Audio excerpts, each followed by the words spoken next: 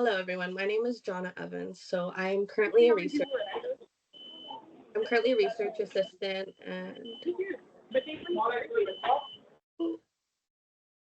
I'm currently research assistant and lab manager working under Dr. Matsuba at the Mad Lab in the psychology department at KPU.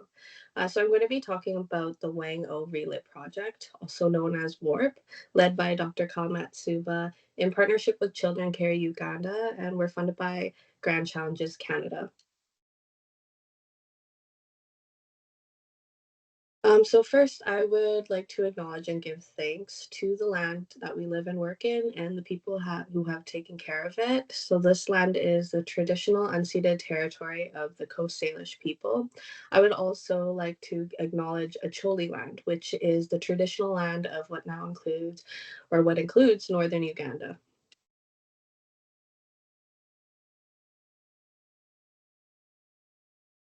So, just some overview. We're going to go over some background concepts and the context behind the project, and going into program objectives and development, then our monitoring and evaluation, and also discussions and questions.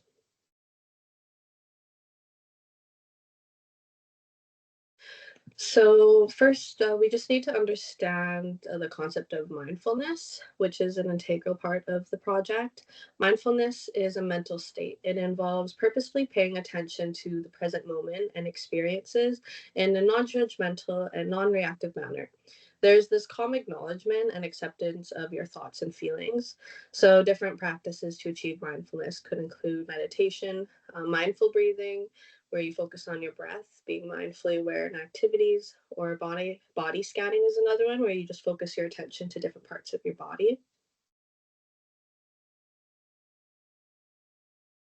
And another concept to preface with is social emotional learning, also known as SEL. This is an educational practice developed as educators realize the importance for children to learn social emotional competencies alongside their academic knowledge in school. So, the aim of SEL is to enhance cognitive control, foster pro social behaviors, and promote well being while reducing stress. SEL practices teach specific competencies to achieve this through structured classroom activities and exercises that are integrated into their daily school life. So the specific competencies that they focus on is self-awareness, self-management, social awareness, relationship skills, and responsible decision making. Strategies of SEL often incorporate ideas of mindfulness, which is that internalizing component. So, like improving attention and emotional regulation with a mindful breathing exercise. But SEL also teaches how to apply emotional competency externally, which is that social aspect of it. So, emotional awareness and regulation help children recognize how to manage their own emotions while also having that awareness for other people as well. Healthy social connection is nurtured with an emphasis on kindness, empathy, and caring for others. And decision making competencies include cognitive training exercises that work on impulse control.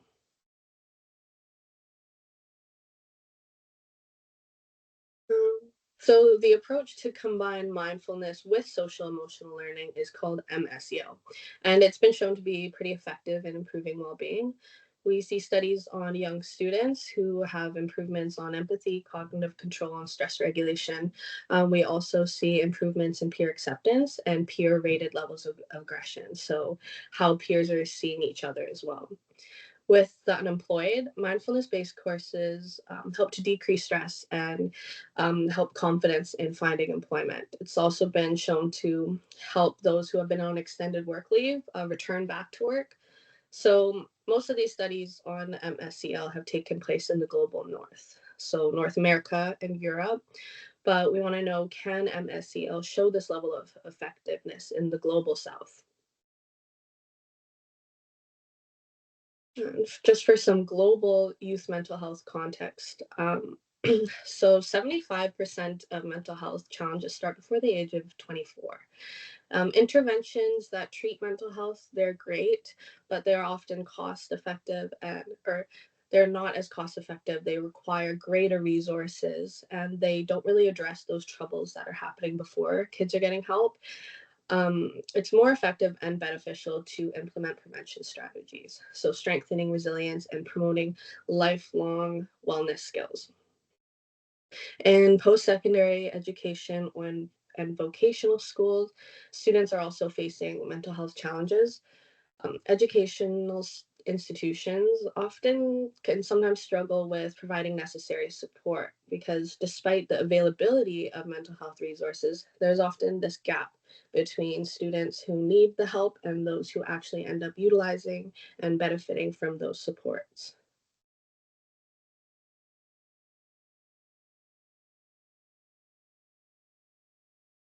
So going into Uganda, the part of the global south is situated in East Africa. It's bordering Kenya, but more specifically, the project takes place in northern Uganda. So that borders South Sudan. It's right under South Sudan. And this is part of a subregion called Acholi land. It's home to the Acholi people. They have a rich cultural history and ties to this land. The villages in northern Uganda are traditionally farming communities. The Acholi people are also known to be good hunters historically, but they grow tobacco for trade and they farm things like corn, beans, peanuts, or other savanna type of crops. They also raise goats, sheep, and cattle. Currently, northern Uganda is also predominantly Roman Catholic. Their religious faith is taken very seriously by people as well.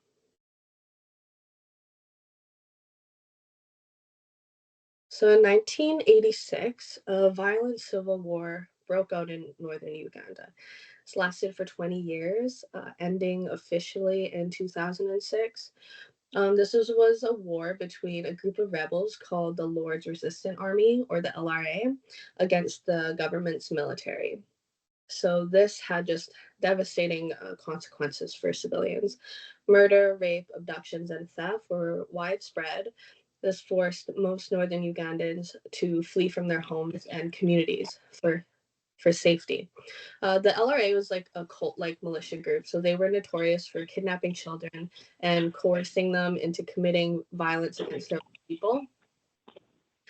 A large part of the Acholi population were forced into camps. These camps were supposed to be protected by the government army, but unfortunately, they were also prone to attacks from either the rebels or the government's army themselves.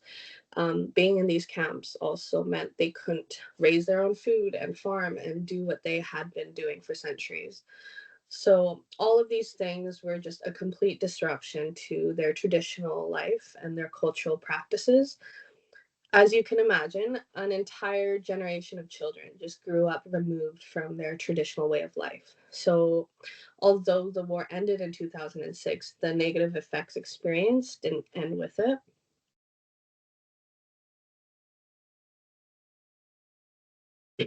Today, the state of mental health for youth in northern Uganda remains quite troubled. Current surveys are showing that nearly 70% of youth are reporting poor well being, or depression, commonly due to factors like violence. Reports of experiencing trauma are also highly prevalent in childhood. Many feel disconnected from their culture, and as families have been returning to northern Uganda, the disruptions to their traditional way of life just kind of left an unavoidable impact. And to compound those problems, there's a lot of stigma attached to mental health. Uganda overall has a lack of mental health awareness. So this includes both an understanding of what mental health problems are, but also how to seek help when experiencing those types of troubles.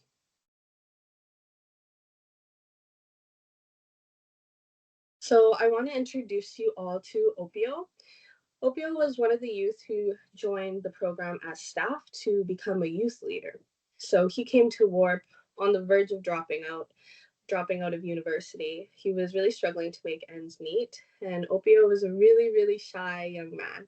He completely avoided speaking in front of other people, wouldn't do it. He expressed that it was because he felt he wasn't good enough. He had this insecurity that if he just said anything, people would automatically judge him and view him negatively.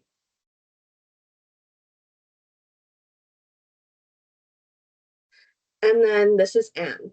Her name was changed for confidentiality reasons, but Anne was a young Acholi woman in northern Uganda who was one of the participants in the project.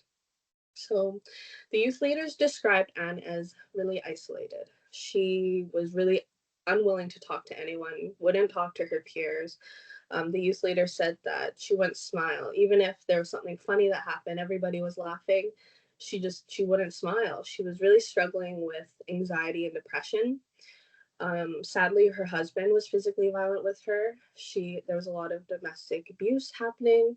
She was pregnant, considering an abortion, which is an added source of stress. And she was just in this really sad place, wanting to take her own life. So her challenges before participating in the program, they're unfortunately not uncommon for many young women in northern Uganda. So I want everyone to remember Opio and Anne. We will get back to them, how things turned out for them after the program.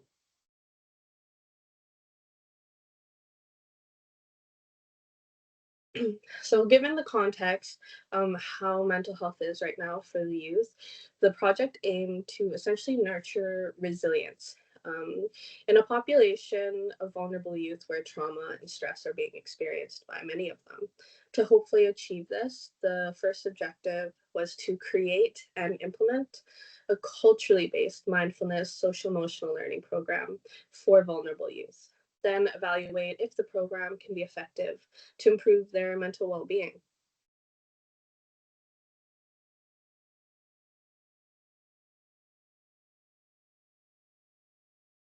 To do this, KPU partnered up with Children Care Uganda, also known as CCU.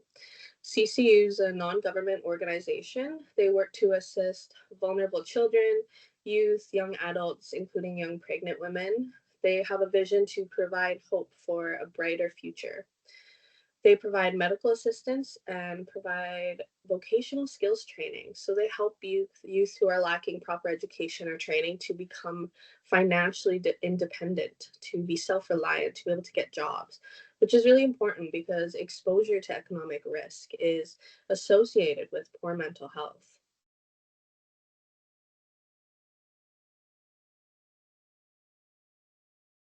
Some of their vocational programs, so they have skills training for tailoring, carpentry, and hairdressing.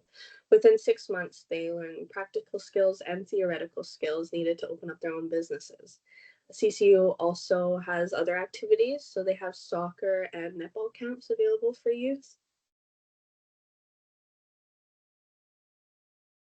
I want to show you guys a video of some of the children at CCU. They're playing a game. This was taken during the project. Um, I think you will need to press it yourselves, each individual one of you. So there should be a play button. So press on the play button, and you'll all see it on your individual screen.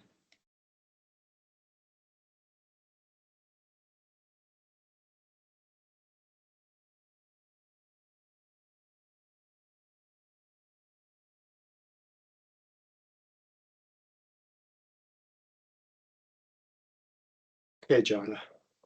okay, so going into program development, so KPU and CCU collaborated to develop and deliver this program to Northern Ugandan youth. The knowledge and skills for creating the mental wellness lessons were provided by KPU. So these were based on evidence backed mindfulness, social emotional learning practices. CCU's collaboration provided the cultural based side of these things. So mapping out activities, structuring lessons within their existing programs. Professional counselors from CCU were also of Acholi culture, so they provided that important aspect of professional mental health while remaining culturally grounded.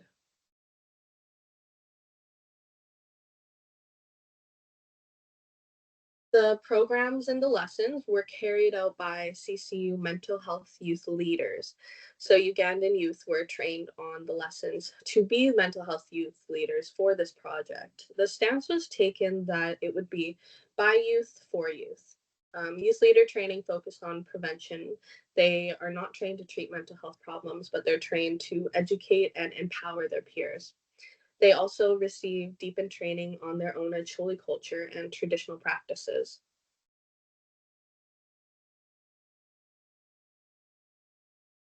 Through CCU, Acholi community elders provided knowledge and education on Acholi culture.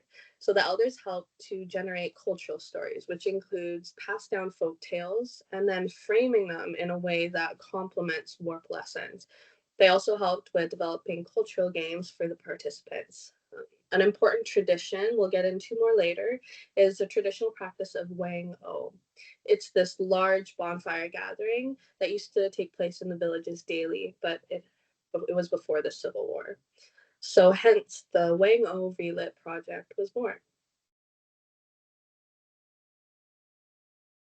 Here is another video. So once you guys click it, it's one of the community elders who is leading one of the games with the participants. This one's my favorite.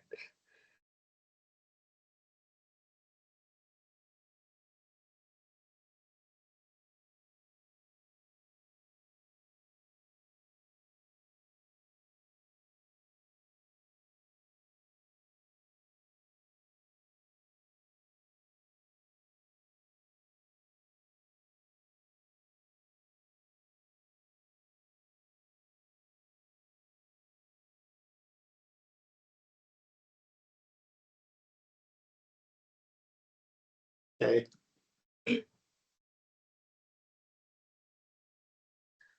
So going into more of the structure of the program, it was developed so as to integrate into CCU's existing skills training programs, the hairdressing, carpentry, and tailoring. This was 16 weeks of programs and activities embedded with those wellness lessons. Each week there would be 2 of the formal MSCL lessons. There was also a 1-week soccer camp and 1-week netball camp. These sports camps integrated a more condensed version of WORP. So it was 14 lessons over the 1 week. And then along with the programming was that practice of Wang O bonfires, when the elders would guide youth leaders in sharing cultural experiences and participating in activities.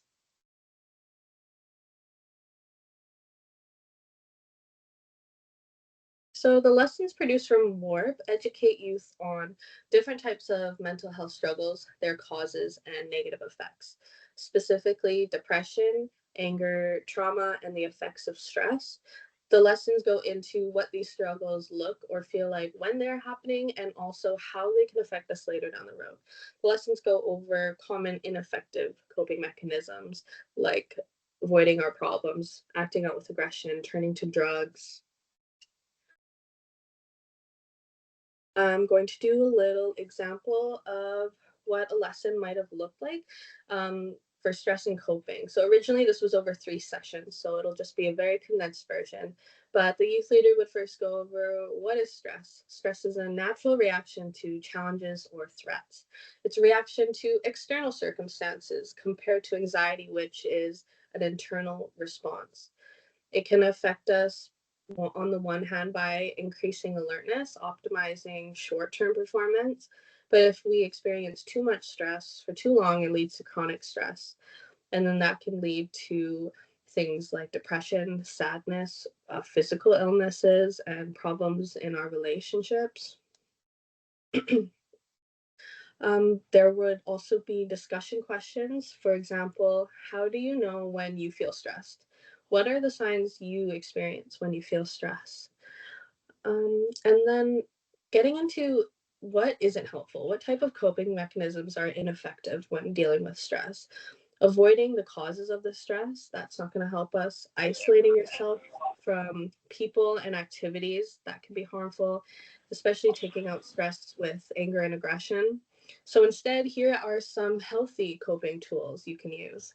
Firstly, remove the stress, remove yourself from the stressor. But if you can't do that, then reappraisal, rethinking the stressor as a challenge to overcome, or looking at your resources, like doing physical resources, maybe playing a sport, getting those physical health benefits, looking at your mental resources, like doing self care, reaching out to loved ones.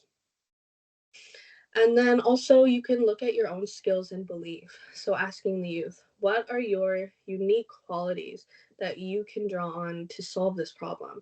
And then also, genuinely trusting and believing in yourself and that you can do it and get over the challenges and overcome them.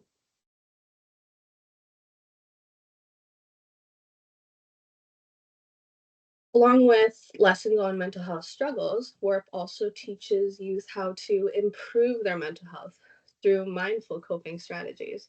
So this is to facilitate their personal growth and resilience. At the core of these lessons is understanding mindfulness, that was purposely bringing one's attention to the present moment and experience. Also included are lessons on practicing positivity, having a growth mindset, optimism, self compassion, gratitude, practicing acts of kindness, group cooperation, and changing one's storied sense of self. So, these lessons don't just educate youth on what wellness techniques are, but they provide explanations for how and why these techniques improve mental health.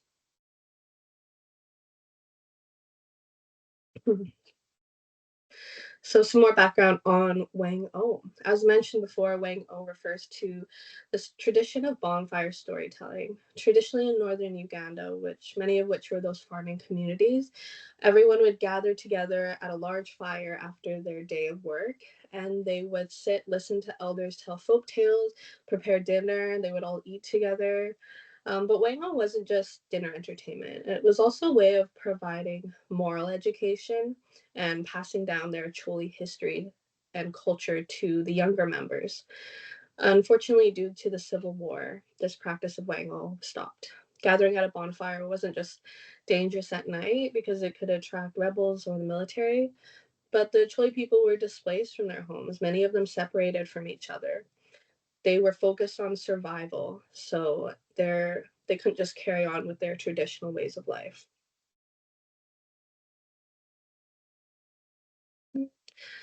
And then Kyle might get into things that happen at the Wango. What did the Wango look like in WARP?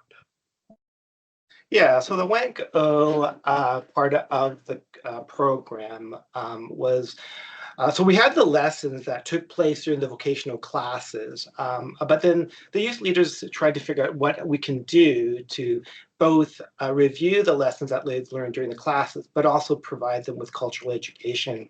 And so then we decided that we would try and create a Wang O outside of class time. And so I think either Thursday or Friday afternoons, they would hold a Wang O every other week. And involved in the Wang O were cultural games that were led by the youth leaders. Some review of the lessons that took place during the vocational classes. And then we would embed some of these lessons within cultural stories. So both cultural stories that were reviewed that might often have a moral component to it, but that was also kind of focused on reflecting some of the lesson themes. So, for example, acts of kindness was one of the lessons. Then we would have elders lead them on cultural-based stories around acts of kindness. They also had a lot of riddles that they would kind of share with each other in their local language that I could never understand, but they laughed a lot, so it seemed to be very effective. Um, Elders would also share information about past cultural practices as well. And so, in addition to the culture-based stories, just other lessons and stories that they would want to share with the youth there. Both peer and elder support took place there as well. So we had the youth leaders help provide peer support for the youth participants, but we also had elders participate in that as well. And this was always built on meal sharing.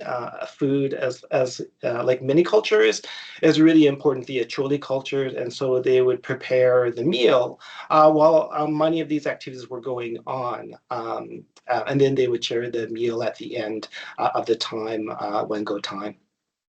We had this around 2 or 3 times per month.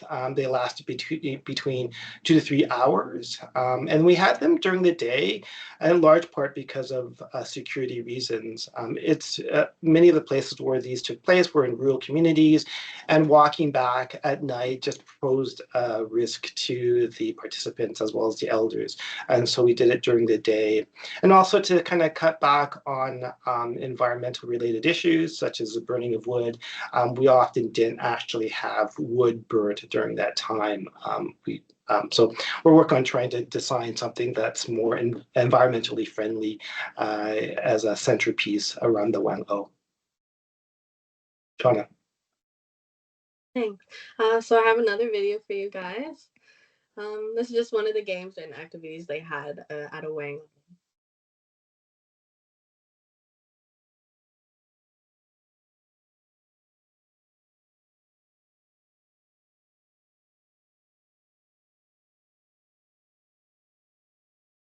Okay, good. Mm-hmm.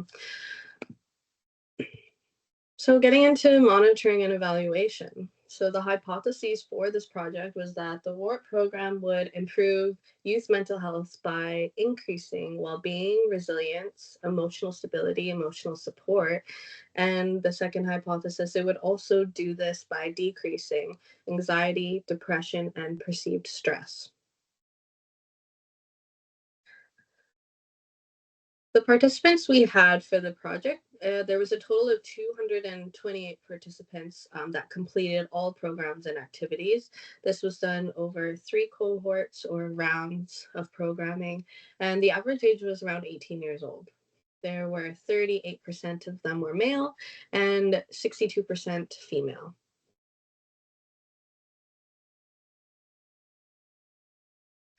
The self-report measures that we use, they are well established in the field. They've been used across different contexts and cultures. They covered well-being, resilience, emotional control, emotional support, anxiety, depression, and perceived stress.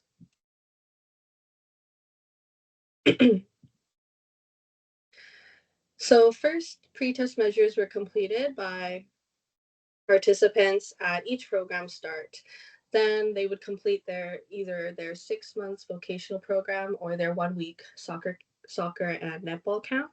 Then when the program was completed, participants completed their post-test measures. Afterwards, there were also semi-structured interviews conducted with some of the select participants.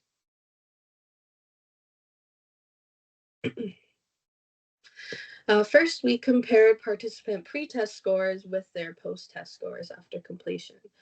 There were statistically significant improvements on all measures with medium to large effect sizes, which supports that first hypothesis. So the program showed to be effective in increasing levels of well-being, resilience, emotion control, and emotion support. We can see those increases in the green on the graph.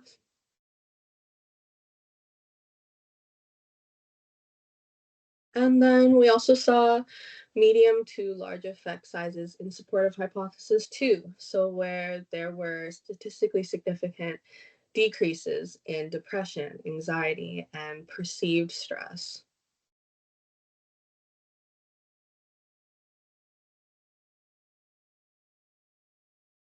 And then also examining how participant level of exposure to WARP activities related to their mental wellness outcomes.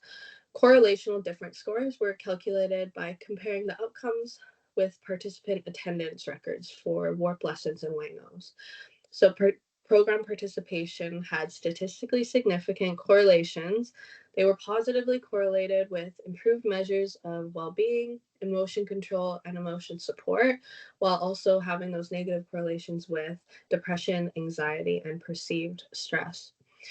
When it came to resiliency, the correlation wasn't statistically significant, but it was trending in that positive predicted direction. So overall, exposure to warp showed to have a connection to better mental health outcomes.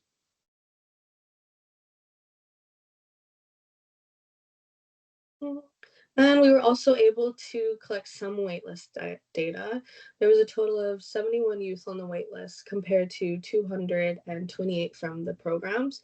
We weren't able to control how many youth could get on the waitlist, which is why it's smaller. The waitlist consisted of individuals who couldn't initially get into the programs. So by the time the post-test measures were recorded, many of them had moved on to other things. But nevertheless, using the available data, we looked at program effectiveness. So this was done by calculating different scores, subtracting pre-test from post-test results. We compared the two samples. There were statistically significant improvements on all measures with small to medium effect sizes. So in the graph, we can see that compared to the waitlist, participants had higher rates of well-being, resilience, emotion control, and emotion support, while lower rates of depression, anxiety, and perceived stress after the program.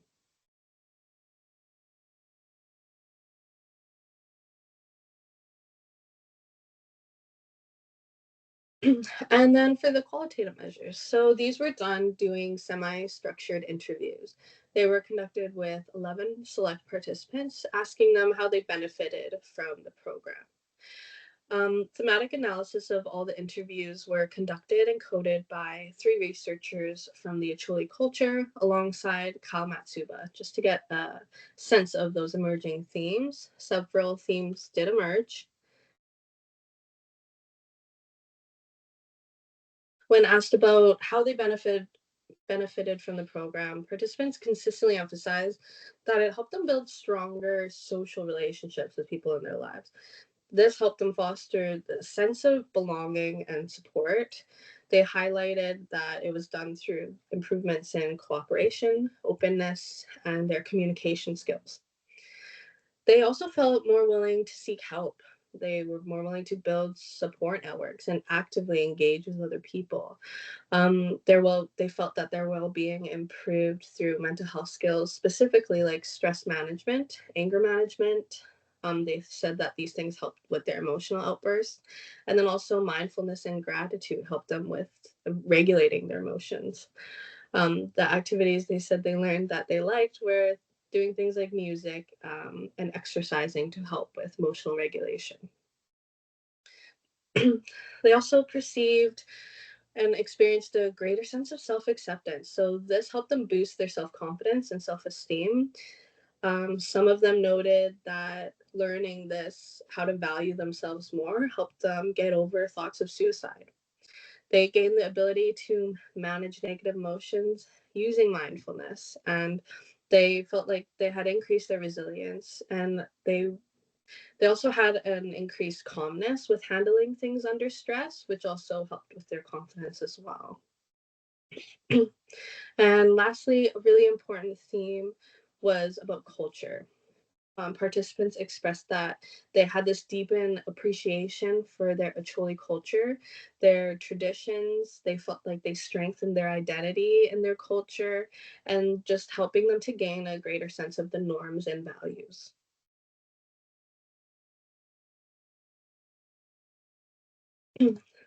So, do we remember Anne? So, the young woman who couldn't smile, she was suicidal. She actually had a harder time adapting to the program. She would miss lessons and forget the material. She said that she was actually going to drop out. But the youth leaders, the elders, and the counselors, they all kind of noticed. They all took action together, and when Anne got all this support from all these different angles, just being offered that support, the youth leader said that she almost immediately opened up. They reported that after 3 months, she just completely transformed.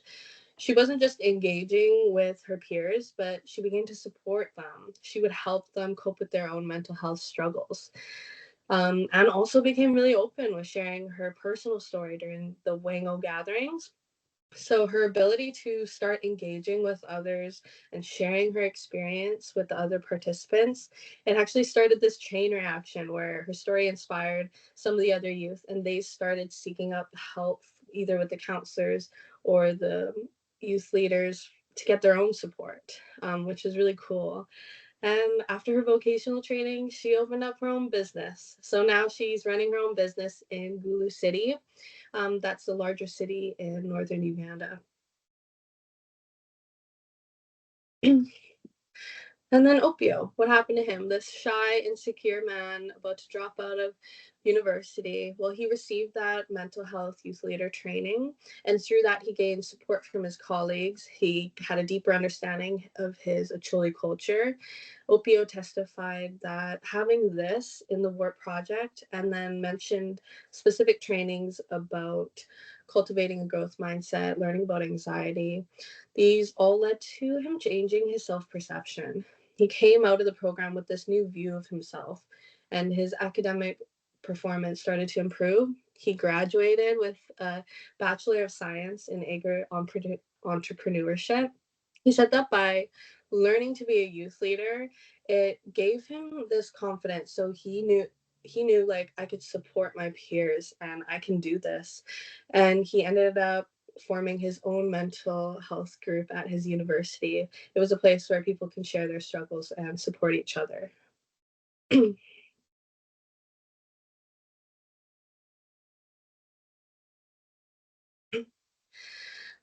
Now for the discussion. So as we see, Wang Oo Relit Project showed statistically significant results supporting both hypotheses. So using those well-established measures, we have those increases in well-being, emotion control, perceived emotion support, with resilience trending in a positive direction, and then decreases in perceived stress, anxiety, and depression. When it came to the program objectives, WORP was successfully operated and completed in multiple cohorts. It was led by the Acholi youth mental health leaders, and even the condensed version of the WORP in those sports camps, they were able to bring improved mental wellness. So, given the violence and trauma that the Acholi people have endured, these results strengthen this conclusion that WARP can be effective in improving the lives of vulnerable youth.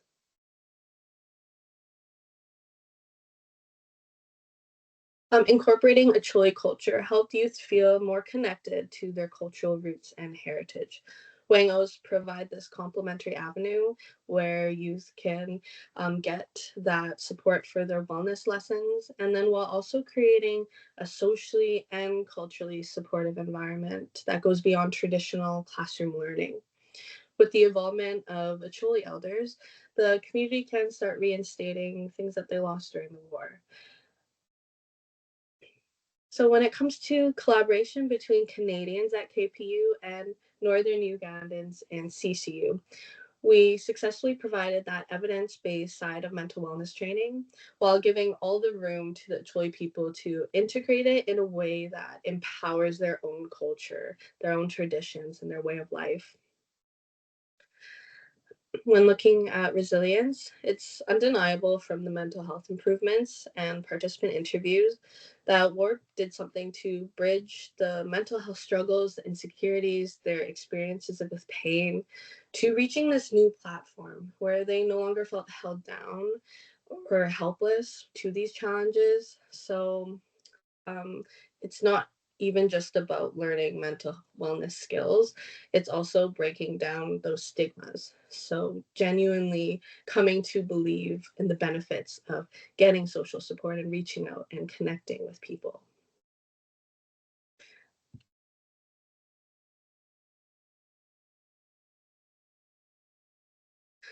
When looking at limitations, a possible confound between attributing the effectiveness of WARP programming versus just participating in a vocational program or sports camps, there is that social nature when in a training program in sports camps that can be beneficial. Also, there are physical benefits to sports camps, and learning new skills can be a confidence boosting thing. To isolate these effects, we could um, for future studies, we could compare WARP to other types of programs. An important thing to consider is just that there was no quantitative cultural measure in the study, but anecdotally, we found that culture was important, and this was through those qualitative interviews. The nuanced nature of culture is relevant when thinking about resiliency. The Western world, being an individualistic society, might weigh certain values differently than collectivist society like Northern Uganda. Thinking about the complexity and cultural aspects is an important thing for the mental health field. To conduct research in a way that can be most meaningful for different groups of people, having that cultural basis, like how we connected with the Chile people, is very important.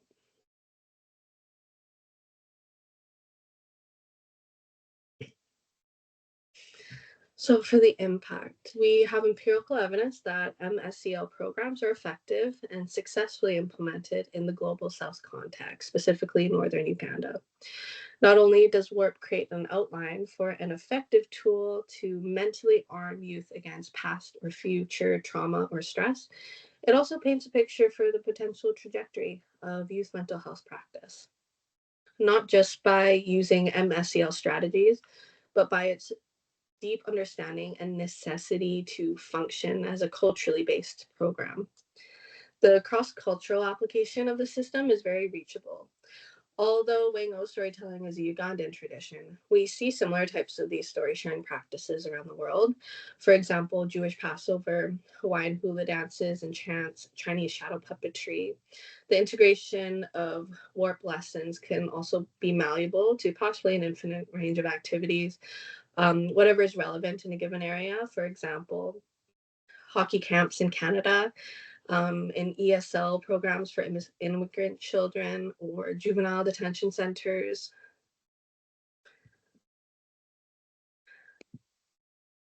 Leading to the future, transition to scale, which Kyle getting into. Thanks, John. So the program is officially ended in terms of funding. CCU continues to operate a more scaled down version of WORP activities within their existing programming. But we're kind of at this transition stage. Both CCU is looking at their options in terms of trying to secure funding on their own, and I'm also working towards trying to apply for transition to scale funding through GCC as well.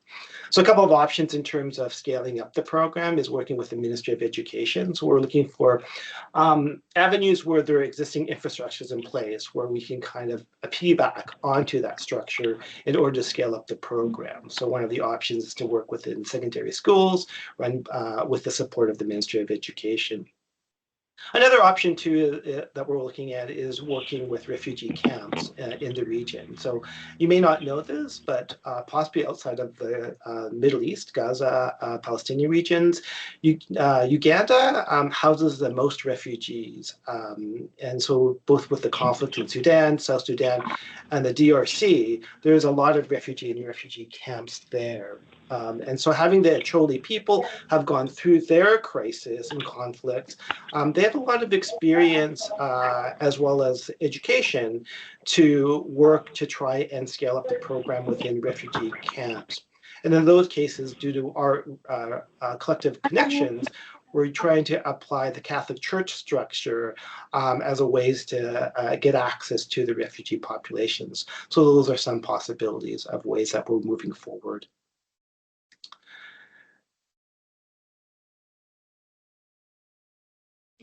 Thanks, Kyle. I'll carry it on. Do the thank yous, Jonna. Okay. Just want to acknowledge Grand Challenges Canada for funding our project, and hopefully they'll continue to fund us. Children Care Uganda has been a wonderful partner in all of this. They've hired all the staff for that, and they did a phenomenal job. We didn't lose any staff, though the retention rate was high. And then finally to KPU, particularly the Office of Research Services. I know that Deepak and Amit and Kathy are here on the talk. A tremendous thanks to them. Without this, particularly Kathy, who's handheld me through much of this process, this would not have been possible. And same with the Mad Lab members. They've done a really good job in both supporting the project, but also demonstrating how collectively or together we're kind of we do a better job in developing this program and implementing it as well. So I really like the collaborative nature of TCU and KPU in this. So thank you. Questions or comments?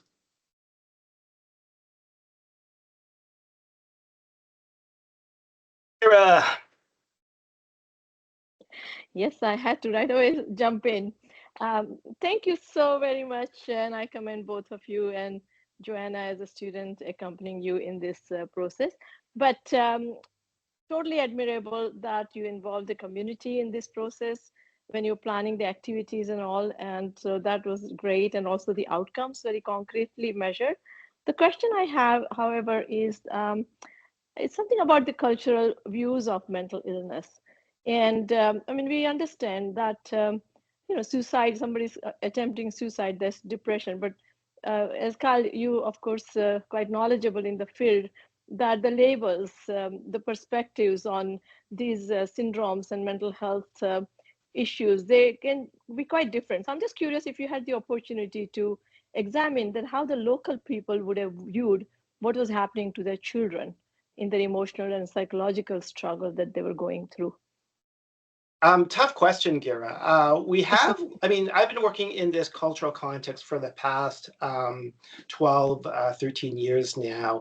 And it's always a challenge to understand what mental health means to the local culture there. And there's no simple answer to that, in large part because the region has been infiltrated by NGOs and for good reasons. But the consequence of that is often they impose their perspective on what mental health means to them in programming, in offering programs for the Acholi people. And so we're working towards trying to identify what mental health means for them prior to the program. And there's certain themes that are similar to what we find in our culture, but there's other themes that are different. There's a strong, much more emphasis on community and being isolated from community that has connections to mental health. But in terms of our outcome measures, so the way that we're using existing measures from outside the culture, they seem to have the same kind of consistency in terms of inter-area reliability as we find within outside or within our own culture, which suggests that they do have an understanding of what depression means. So it's really hard to understand exactly what's going on. One of the other things too is often within mental health, everything in terms of having a mental health is stress related, right? And so if you're depressed, you're stressed. If you're anxious, you're stressed. And so there's kind of trying to tease apart what does stress mean for them, whether it's truly stress is what stress means within our culture, or whether it's what we would refer to as depression. And so sometimes we need to talk to them about, okay, what exactly do you mean by that? But it's a complex issue in terms of how do we assess it? How do we know if you're using things like stress, it's really truly a stress? So again, good question, hard to answer. But it's not just us in our project, but it's kind of something globally we're struggling with from a global mental health perspective. Sorry, a Thank you so long-winded much, answer for Kyle. that. No, excellent. Thank you so much, Kyle. And again, congratulations for such a wonderful project that you undertook, and what a valuable contribution to the world. Yes, thank you. Thank you. Thank you. Hello, Deepak. How are you? Hi. Thank you very much, Kyle and Jonna. That was a terrific presentation. And I really thank you, enjoyed Deepak. It wouldn't have been possible without you, so I'm in great gratitude and indebtedness. Glad to have supported this through my office, but I know you guys did a ton of work on this, and really nice to see the impact that you're able to have on the community. I got to see some of this behind the scenes, right, the back end of it. So it's really nice to see the real impact stories and how lives were transformed through your work and through your partnership with CCU, as well as with the funding from Grant Challenges Canada. I'm excited, to see where this could go, right? And I have a couple of questions along those lines. Among all the interventions out there, how do you find this compares in terms of cost and how in terms of making it scalable?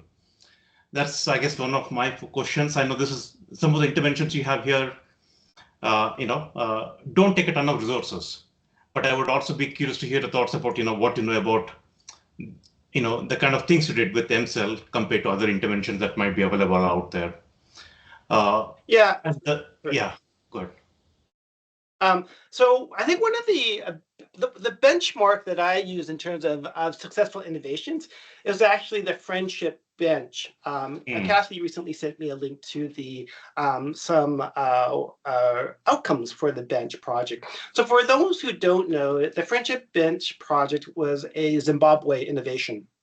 And they actually had a bench set up in each of the communities, and often will have people from the community act as like peer support, and that whoever wants to come to talk about their issues could talk about it on this friendship bench. Highly successful, extraordinarily effective, cost effective, right?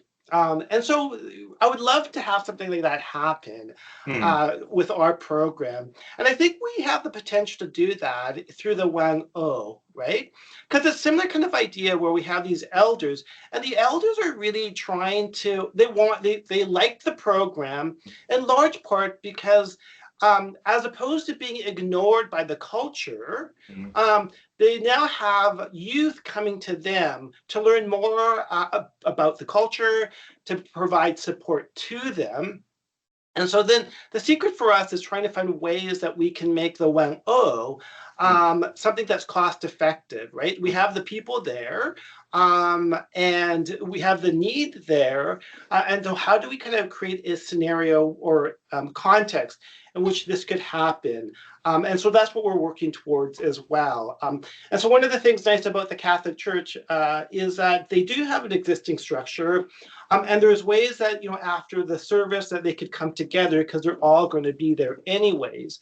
So we're kind of trying to sell this idea to our funders because we do have buy-in from the Catholic Church, a number of people who are archbishops and bishops who are kind of buying into this concept. So we're optimistic that GCC will find this as a possibility. The only concern is that of the religious factor, right? And that often GCC doesn't want to be involved on the religious side. But they also know that religion is so commonplace within the Ugandan culture. So that's terrific. And please let me know and my team know in what ways we could help you take this further. And I'm also curious to hear your thoughts about how we could, for example, adapt the learnings and and the kind of technique that you developed over this project. For example, in the context of mental health for students in post-secondary in Canada, I think of, for example, in international students and some of the challenges and stresses they face, when they come into this country, and the lack of social capital or the intergenerational wisdom, that they don't have here, right? I mean, a lot of the interventions I've seen out there is like to present them with an app. The technology that really causes a lot of the stresses to begin with is seen as an intervention in terms of solving those stresses. So I'm hopeful that you may find some avenues to take this kind of work further, to help our own students, in post-secondary in Canada. Yeah, so if we don't get funding from GCC to kind of extend this project into the refugee settings or within the education system within Uganda, then part of my focus will shift towards more local concerns, right? I know that, KPU has invested a lot into the mindfulness programs there. And I know that one of my colleagues, Sarah Duncan, is an advocate for mindfulness. And so there is some work being done there. But I kind of realized earlier on in all of this is that mindfulness, while it's great, is incomplete, right? It's one skill set. And so one of my goals is to really work on trying to give students an arsenal or a toolkit of all these kind of skills that they can use, right? So things like gratitude activities, or even just reappraisal strategies there. And I know that Jocelyn has developed, wellness classes, that where a lot of these things have been talked about, but kind of scaling it up at the university level would be one of the things that I would also be interested in as well. Awesome. Thank you very much. Any other questions? I do have a question about this partnership between KPU and Children Care Uganda, this NGO that you mentioned. Do you mind expanding a little bit about how you developed this partnership and what is the role of KPU in this partnership? I mean, KPU as a university. So I know the founder of CCU because we both were working and volunteering at an orphanage in Gulu, Uganda, 12 years ago right? And so, so my friend Mimi, when she just developed this NGO called Children Care Uganda with her husband Charlie, and so we kept in contact. And when I found out that she's working with youth, the funder were interested in the mental health of youth, I approached her to see if she would be willing to collaborate with us on this project. And a lot of most of the day-to-day activities were all CCU run, right? So KPU secured the funding, and we kind of contracted out to CCU to do the hiring of the staff, and organizing the training of the staff. We just kind of came in with some of the evidence-based materials there, as well as the research knowledge and evaluation knowledge as well. So that's how it all got started, and it has worked out very well. Not without its challenges, don't get me wrong, but if you know anything about the developing world context, it's often hard to work with organizations for a variety of reasons: corruption, turnover of staff. So CCU has been, in comparison, a dream to work with. Amazing. That's really, really good to know. And it's wonderful to know that KPU has a partnership with international organizations. We reached our time, so I would like to thank you, Jonna and Kyle, very much for your amazing presentation, and invite everyone to attend the upcoming presentations. The next one is in 2 weeks. We encourage people to look at the schedule in the website, which I'll post in the chat. So thanks everyone, and have a good day. Thank you. Thanks for coming.